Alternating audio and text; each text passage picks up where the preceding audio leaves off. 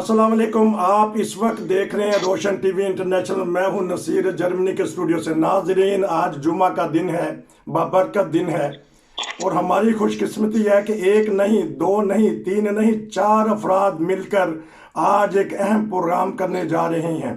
लाहौर से होंगे मेरे साथ अहमद कसूर ललियानी, चेयरमैन है वहाँ से होंगे नुमान चौधरी, और यूरोप से होंगे मेरे साथ हाई कोर्ट के वकील हैं, एडवोकेट हैं सरदार खिजर महमूद साहब, और मेरे साथ मेरे साथी, मेरे दोस्त लंदन यूके से, यूरोप का टूर पे आजकल हैं, वो होंगे। हम मिल के तबसरा करेंगे। सबसे पहले मैं चलूँगा लाहौर, क्योंकि वो सहाफ़ी हैं, उनसे खबर लेंगे और तबसरा मिला जुला मिल के करेंगे। जी, मेरी आवाज़ आ रही है? जी आ रही है आपके पास। अच्छा, मिस्टर अहमद, लाहौर मेरी आवाज़ आ रही है? लगता है कि वहाँ आवाज़ नहीं जा रही। चलें जी, हम पहले चलते हैं नुमान चौधरी साहब के पास। हाँ जी सर, बताइएगा कि आजकल सियासी सूरत हाल, फिर मिलजुल के तबसरा करते हैं, क्या हो रहा है आजकल पाकिस्तान में? जी बिस्मिल्लाहिर्रहमानिर्रहीम। बहुत शुक्रिया भाई, आपने एक अहम मौजू पर चंद अल्फाज कहने के लिए मुझे जहमत दी। जो पाकिस्तान की इस वक्त सियासी सूरत हाल बन रही है ना, वो अजीब एक खिचड़ी पकी हुई है। इसको आप सियासत नहीं कह सकते, अपने अपने मफादत का खेल कह सकते हैं, अपने अपने मफादत की जंग कह सकते हैं।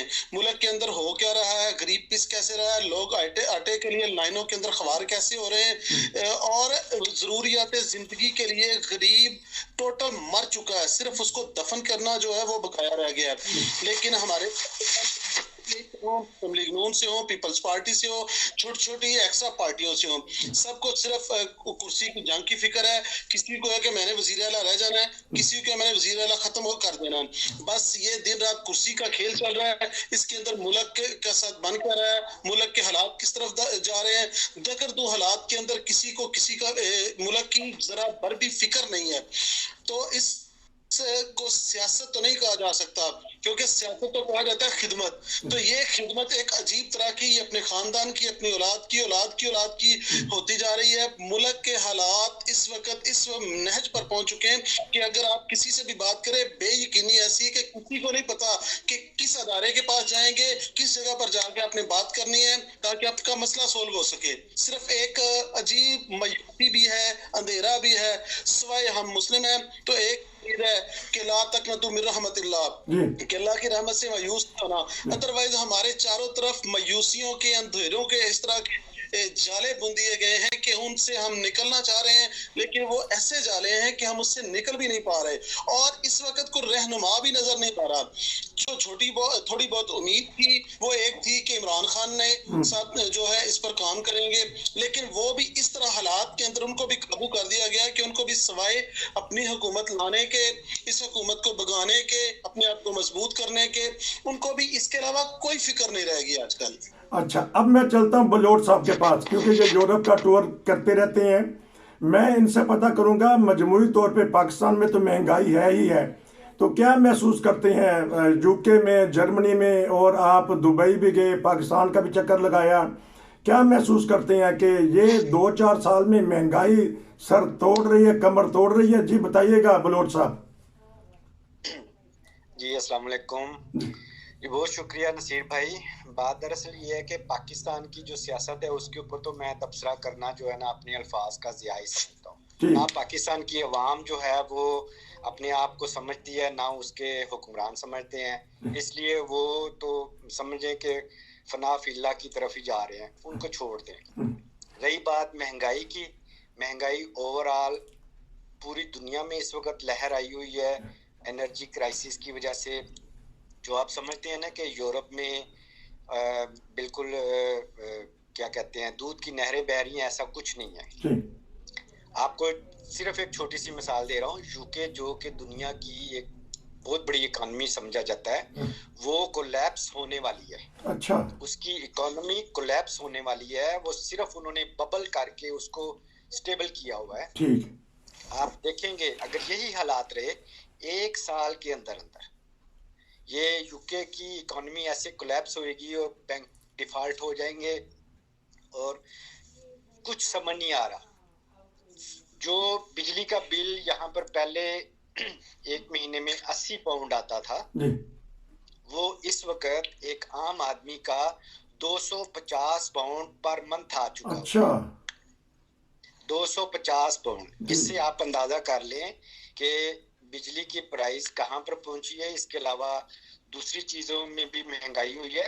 ये पाकिस्तान में सिर्फ महंगाई नहीं हुई, असल में पाकिस्तान में दरअसल बात ये है कि हमारे जो अवाम भी हैं, हुक्मरान भी हैं, वो शुरू दिन से ही ना, जब से वो पैदा हुए हैं, उनका एक ही काम है, रोना रोना रोना, बस। अच्छा, और रोना अपने अल्लाह ताला के आगे नहीं रोते, वो दुनिया वालों के आगे रोते हैं, अपने बड़ों को बना लेते हैं अपना खुदा। ठीक, मतलब कि जब जमीनी खुदाओं के आगे झुकेंगे तो यही हाल होएगा। अच्छा, अब मैं चलता हूँ। जो होती है वो कभी भी ऐसे नहीं चलती। आप, मेरी बात बहुत सख्त लगेगी, मैं खुद भी पाकिस्तान में पैदा हुआ हूँ, लेकिन आप यकीन जाने मेरे जो दोस्त भाई इस वक्त ऑनलाइन हैं, वो मेरी बात से बिल्कुल इख्तलाफ करने का हक रखते हैं, लेकिन मैं शर्मसार हूँ कि मैं उस धरती पर पैदा हुआ। ओहो, अच्छा, अब मैं चलता हूँ इधर सरदार साहब के पास। उनके पास लेंगे कानूनी पहलू। हाफिज साहब जो नमान चौधरी हैं, हाफिज कुरान भी हैं, बड़ी प्यारी उन्होंने आयत पढ़ी कि अल्लाह ताला की रहमत से ना उम्मीद ना हो। और दूसरी बात उन्होंने ये की कि हमारे पास कोई रहनुमा नहीं है।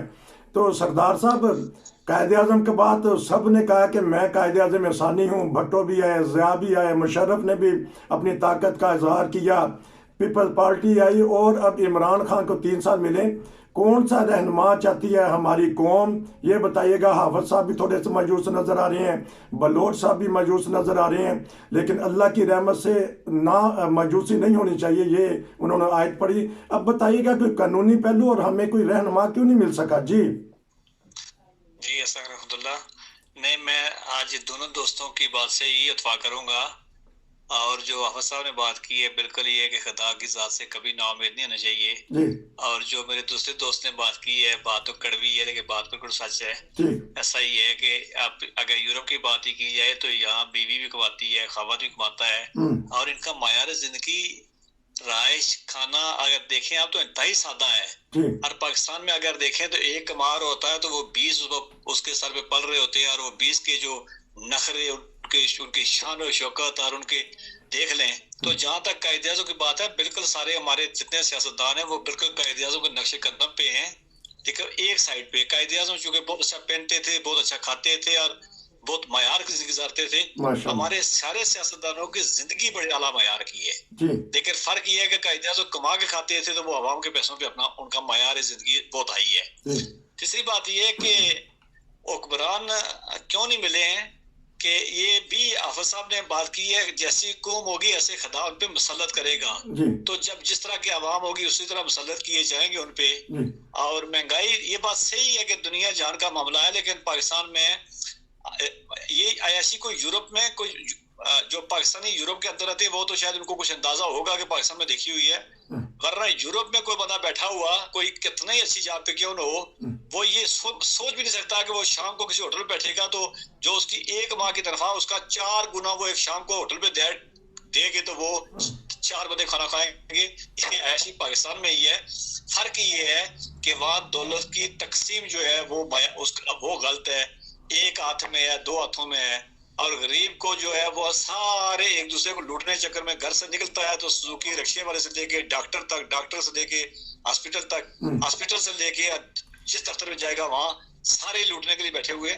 उस सिस्टम के अंदर जो है वो सबकी रोजी रोटी करप्शन से है। जहां तक लीगल बात कर रहे हैं आप, इसमें लीगल पहलू मुझे नहीं समझ आया कि मैं इस पे कहां से लीगल पहलू आएगा कहीं पे, कि चूंकि जब सारा सिस्टम उसी में चल रहा है तो पाकिस्तान की इकॉनमी वैसे भी हमेशा से जो इकॉनमी है वो 30 से 40% ब्लैक इकॉनमी रही है। अब ये फर्क पड़ जाएगा, 60 से 70% चली जाएगी, लेकिन कहीं नहीं जाता है, उसको उनको आदत है और हुकूम के अंदर है, उसी में खुश है चूंकि उसी में सबकी रोजी रोटी है।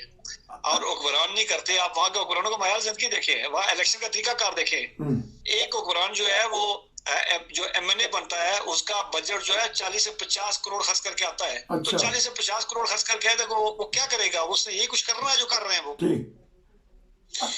सर यहाँ मैं जरा एक बात कोट करना चाहूंगा, जरा माजरत के साथ अगर इजाजत हो। हाँ जी जी चौधरी साहब, क्यों नहीं, आपका प्रोग्राम है, आप खुल खला के बात करें और ये जरूर बताएं कि जो जी जी मेहरबानी।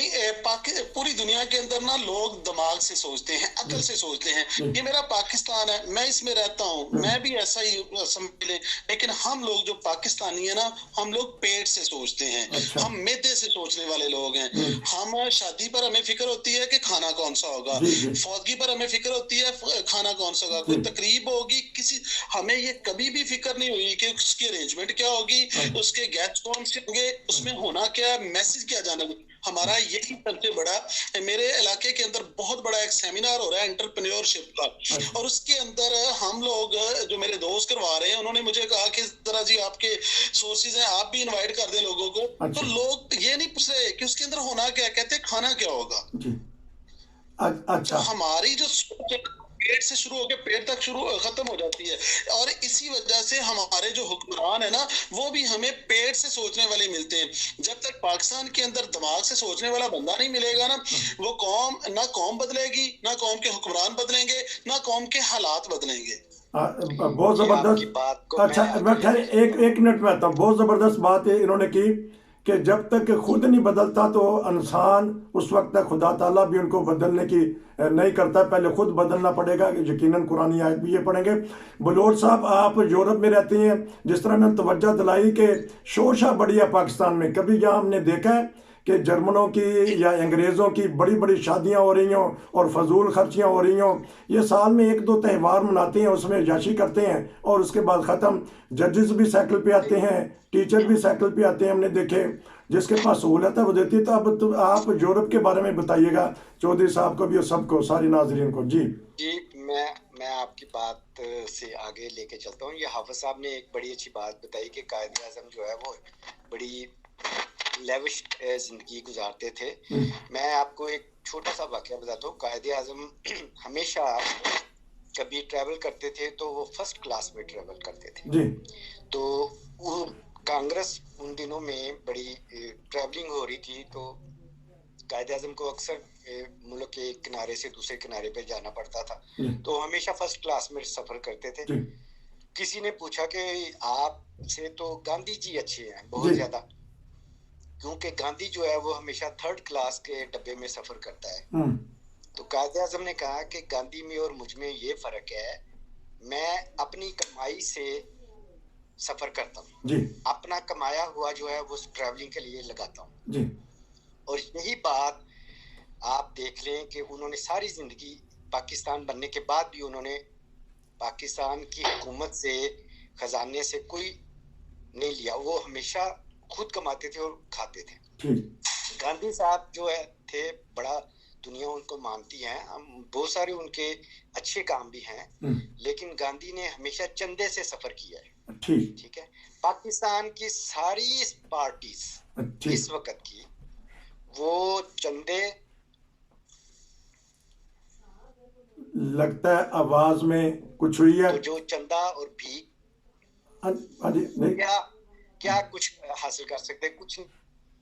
रही बात ये, अब आ जाए यूरोप में आपका जो प्राइम मिनिस्टर है, मसलन यूके का प्राइम मिनिस्टर, मैं बोरिस जॉनसन की बात करता हूँ, जो अब एक्स प्राइम मिनिस्टर है, वो अगर कभी अपने ऑफिस में आता था, ठीक है, ऑफिशियली तौर पर उसको बाज दफा सिक्योरिटी की जरूरत होती थी, वो करता था, लेकिन मोस्ट प्रोबेबली वो अपने बाइसिकल पर ट्रैवल करता हुआ वो अपने ऑफिस में आ जाता था। ठीक है। दूर ना जाए, स्वीडन में चले जाएं, स्वीडन की जो वज़ीर आज़म है वो भी पैदल घर से आती है। इन्होंने, जब आप दूर ना जाएं, ये हमारी इमरान खान की पार्टी जब आई, इन्होंने ऐलान कहा जी हम 1500 सीसी से ज्यादा गाड़ी पे नहीं सफर करेंगे, हम ये करेंगे वो करेंगे, कुछ नहीं हुआ। इससे पहले यूसुफ रजा गिलानी की जब पार्टी आई थी, उन्होंने भी यही कहा जी हम सादा तर्ज़े जिंदगी करेंगे।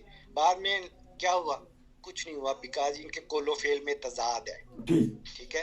कोलो फेल में तजाद कभी भी अल्लाह ताला को पसंद नहीं आया, और चाहे वो अवाम हो चाहे वो सियासतदान हो। पाकिस्तान का सिर्फ अब एक ही हल है, ठीक, अच्छा, उसका सिर्फ और सिर्फ एक इज्तिमाई तौर पर सारी कौम, सारे सियासतदान, सारी कौम निकल के खुदा के हुजूर गिड़गिड़ाए कि अल्लाह ताला हमसे जो भी खता होगी है, क्या पता अल्लाह ताला को किसकी खता माफ करने में हुज्जत ना हो जी, वो माफ कर सकता, लेकिन इज्तिमाई तौर पर चलता हूँ मैं। सरदार साहब बताइएगा, तो ये दोनों के भाइयों की आपने गुफ्तगू सुनी, पाकिस्तान के हालात को आप अच्छी तरह जानते हैं, अंदरून तक जानते हैं। अब कोई और आप बताइएगा बात, ताकि हमारे नाज़रीन को पता चले। जी जी, देखें, मैं दोनों की बात से एग्री कर रहा हूँ, दोनों की बात से कर रहा हूँ कि अगर वहां पे, मैं एक बात तो, अभी यूनियन काउंसिल के इलेक्शन होते हैं या एक यूसी काउंसिलर जिसका 3 से 7 हजार तक होता है जी, उसके इलेक्शन का खर्चा आता है 10 से 25 लाख तक, और उसका लंगर चल रहा होता है। अब दुनिया की साइंस अगर उठा के देखें, आपको बात समझ नहीं आएगी। जिसका अजाजिया 3 से 7 हजार तक हो, उसके घर लंगर चल रहा हो और वो इतना खर्चा कर रहे कि वो 5 साल में वो पूरा भी ना हो, तो साइंस कौन सी है? बेसिक चूंकि रास्ते करप्शन के सारे, जिसको वो सिस्टम को जानता है, वो उसे मालूम है कि वो इतने पागल नहीं है, वो 10 लगा के 10 गुना कमाने वाले हैं, और कमाया भी जाता है। अभी रिसेंटली देख लें, जिसकी आप महंगाई की आप बात कर रहे हैं, पाकिस्तान के अंदर अभी जो बैठी हुई हुकूमत बैठी हुई है, या अभी जो पार्लियामेंट्री बैठे हुए हैं, इनकी वेल्थ में 85% इजाफा हुआ 5 साल में। अवाम का मयार जिंदगी नीचे गया या उनकी इनकम कम हुई है। तो बात ये है कि इज्तिमाई माफियों वाला काम जो है, वो डॉक्टर इसरार बड़ी लंबी जो बात करते रहे हैं, और सारे ही करते रहे, पाकिस्तान में बड़े बड़े उलमा ने, बड़े बड़े स्कॉलर्स बात करते रहे, लेकिन उसको उनका आखिर देखे ना, वो जिसके पास वो चल के जाती है। तो ये जो 10-12 साल तबाही का, तो हर एक चूंकि एक ऐसा सिस्टम था, एक ऐसी रिजीम थी, ऐसा एक टेस्ट ट्यूब बेबी लेके आया गया था पूरे सिस्टम को, कि जिसने उस सिस्टम को अब कम अज कम, जो बंद कमरों में बात होती है, अब चौक रस्तों में आ गई है, अब सबके सामने खुल के आ गई है। बाकी उसके कोरोना के अपने असरात हैं, पाकिस्तान में सैलाब आया, दुनिया के अंदर इन्फ्लेशन आई, वो सारे अपनी जगह मौजूद, बिल्कुल उनके असरात मौजूद हैं। हम इससे लूटी जा रही हैं, सरेआम डाके पड़ रहे हैं। अभी हाल ही चंद दिनों की बात है, कराची में लोग बैठे हुए हैं आराम से एक जगह पे खाना खा रहे हैं, आए हैं जनाब, 5 मिनट में उन्होंने सबके दिमागों के ऊपर पिस्तौल रखी है, लेके पैसे चले गए। ठीक है, कराची को छोड़ दें, लाहौर में आ जाए, लाहौर में आप जरा गाड़ी पार्क करते हैं किसी इशारे के ऊपर, ठीक है, वहां पर साथ में से कोई बाइक वाला आ जाएगा, सीधा वो खड़े खड़े है 5 मिनट के अंदर। ये लाकानूनियत के हुकूमत को नजर नहीं आती, आती है, अवाम को नजर नहीं आती, आती है। ठीक है, अवाम कुछ नहीं कर सकती, अवाम सिर्फ और सिर्फ, अवाम को एक ही चीज है, यार नसी रोटी खा लिए, इंदे बाद किधर जाना है, अच्छा, उसे रोटी खानी है, उसके बाद किथे जाना है। यानी वो बिल्कुल इनके बात से, ये मैदे से सोचने वाली कौम है। अच्छा, उनको आज के नहीं, उनको बस थोड़ा सा रोटी मिल जाए, बिरयानी मिल जाए, खोते की बिरयानी मिल जाए, उसके टड्डुओं की जो है चिकन नगेट्स मिल जाए, इनको कोई फर्क नहीं पड़ता, क्योंकि हमारा मैदा इस तरह का हो चुका है, लक्कड़ हजम, पत्थर हजम, हराम हजम। अच्छा, अब इस तरह के चौधरी साहब, क्यों कर लूंगा जी, चौधरी साहब जी। जी, मैंने वो बात की थी ना कि बात इलेक्शन की, मेरे ब्रदर बता रहे थे कि 20 से 25 लाख, तो मैंने पिछला इलेक्शन को कंटेस्ट किया, 3.25 करोड़ रुपए लगे जी इलेक्शन से एक रात पहले तक, और वो इलेक्शन था सिर्फ यूनियन काउंसिल के चेयरमैन का। अंदाजा लगाएं कि वो आबादी जिसके 10-12 हजार के उम्मीदवार ने 3.25 करोड़ रुपए लगा दिए, किस लिए? के जीतने के लिए। उन्हीं में से एक साहिब अब MNA के कैंडिडेट है, और उनका फरमान क्या है, उनका प्लान क्या है? उन्होंने कहा कि हाफिज साहब 40 करोड़ रुपए सिर्फ सिटी को देने, 60 बाहर लगाने, हमने इलेक्शन क्या 1 अरब में जीत नहीं पाएंगे। और अब मैं जरा बात को बढ़ाता हूं, उनके साथ एक और भी कैंडिडेट है जो सेकंड पर खड़े हैं, पैसे वो भी उतने निकाल के बैठे हुए हैं। तो अगर इस चीज को देखा जाए तो पाकिस्तान में महंगाई है ना, ये सिर्फ ये है कि कुछ खानदान हैं जिनके काबू आया हुआ है पाकिस्तान, बस वही घुमाते हैं और आवाम को सिर्फ ये लगाया है कि आपने वो जैसे भाई ने कहा कि सुबह की खा ली है, दोपहर की फिक्र कर लो, दोपहर की रात। हमें सिर्फ रोटी के गन चक्कर के अंदर लगाया हुआ है और हम रोटी के गन चक्कर के अंदर लगे हुए हैं, मैदे से सोचते हैं, दिमाग को हमने डब्बा पैक रखा हुआ है और अल्लाह की अमानत के हिसाब से रखा है कि या अल्लाह ये तूने अमानत दी थी, हम इसको वैसे बगैर इस्तेमाल किए हिफाजत से आपके पास ले आए हैं। बहुत शुक्रिया। अब आखिर में सिर्फ हम 2-3 मिनट लेंगे, सरदार साहब के पास जाऊंगा। ये जबर का मौसम कब बदलेगा? हम बदलेंगे तब बदलेगा, ये बताइएगा। रोजी रोटी तो बदला करता है। और जो आफत साहब ने कहा, मैं उनकी बात से इत्तेफाक करता हूँ। मैंने जो कहा था, जो यूसी का लेबर काउंसिलर है उसकी बात कर रहा था मैं। तो बाकी जो चेयरमैन है और यार वो डिस्ट्रिक्ट का जो है उसका तो हर मायार ही और है। और ऐसा भी नहीं है कि वो बिल्कुल लगाते हैं और वो कमाते भी हैं। इसे कमाने के तरीके कभी आप प्रोग्राम करें तो उस पर आ जाएगा। दूसरा, आप अगर कभी अलग प्रोग्राम करें कि ये 2 स्टेट कैसी है और एक महकूम है दूसरी हकम है, वो कैसी है, उस पर एक लंबी बात हो सकती है। एग्जैक्टली ऐसे ही जैसे आफत साहब ने कहा कि वहां पे यार मेरे यूपी से दोस्त फरमा रहे थे कि जी वहां का माथे पे जो है वो ला इलाहा लिखा हुआ है और अंदर मैदे में क्या है, ये अलग बात है। आप असेंबली में चले जाएं, आपको वहां पे कलमा और वहाँ कुरान लिखा हुआ, आप चौक चौरास्तों में जाएं, आप दुकानों पे चले जाएं, लिखा होगा, लेकिन अंदर जो वारदात डाली जाती है तरीकाकार होता है। 2 नंबर 3 नंबर 10 नंबर और पता नहीं किस तरीके से माल बिकता है। तो उसको उनकी रोजी रोटी उसमें बन चुकी है। और उसको कभी मैंने कहा, मैं एक लफ्ज कहा था मैंने कि पाकिस्तान की आम इकॉनमी जो इकॉनमी थी वो 30% ब्लैक में थी, अब वो 70-80 पे जा चुकी है। अच्छा। तो जब इस तरह का जब रोजगार बन जाए तो फिर उस रोजगार में फिर यही कुछ हुआ करता है कि जो चोर है वो समझता है कि जो वो जिस पिस्टल की बात कर रहे थे वो समझता है ये भी मेरा पेशा ही है। और जो दिन को लूटता है वो समझता है कि मेरा भी ये भी पेशा है। जो 2 नंबर बना के बेचता है समझता है कि ये भी। और हमने देखा है कि वो वहां पे खोता की बात की है, खोता हलाल करने वाला, ज़बा करने वाले से बात की गई तो उसने उसकी जस्टिफिकेशन दी है। अच्छा। कुत्ते का गोश्त बेचने वाले उसकी जस्टिफिकेशन देने की कोशिश की, उसने कोई नदामत का इजहार कभी नहीं किया है। तो उस सिस्टम में है। हाँ, बाकी ये है कि एक सिस्टम ऊपर भी होता है, अब उस सिस्टम को देखें वो कब चलता है और कब कैसे होता है, ये एक अलग सी बात है। और रहमत से मायूस मैं भी नहीं हूँ। ठीक, मैं खुदा की रहमत या खुदा के फैसलों से मायूस भी नहीं। जबरदस्त बात। जिस तरह हाफिज साहब ने आगाज किया था कि अल्लाह की रहमत से नाउमीद नहीं होना चाहिए। तीनों भाइयों का शुक्रिया। एक मैं बात कहना चाहता हूँ, आप तैयारी करके रखें। माहिर मुआशियात आतिफ मियाँ ने कहा है कि पाकिस्तान डिफ़ॉल्ट हो चुका है या होने के करीब है। तैयारी करके रखें, बताएंगे कि पाकिस्तान में कैसे हालात हैं, उससे बचने का अवाम को क्या करना है और हमारे हुक्मरानों को क्या करना है। अगले प्रोग्राम में इंशाल्लाह मैं तीनों भाइयों से इस पे प्रोग्राम लूँगा। फिर तहे दिल से शुक्रिया नाजरीन। हमने तजर्बा किया है 3 माहिरीन, एक ललियानी प्रेस के चेयरमैन हैं नुमान चौधरी, उनसे हाई कोर्ट के वकील हैं सरदार खिदर महमूद साहब और यूनुस बलोच साहब। इन्होंने पूरी दुनिया फिरी है, हालात जानते हैं, अच्छा बोलते हैं। ये इन्होंने तीनों ने भरपूर मेरा साथ दिया। उम्मीद है कि आपको ये प्रोग्राम पसंद आएगा और नेक्स्ट टाइम फिर मिलेंगे। नसीर को इजाज़त दीजिए। अस्सलाम वालेकुम।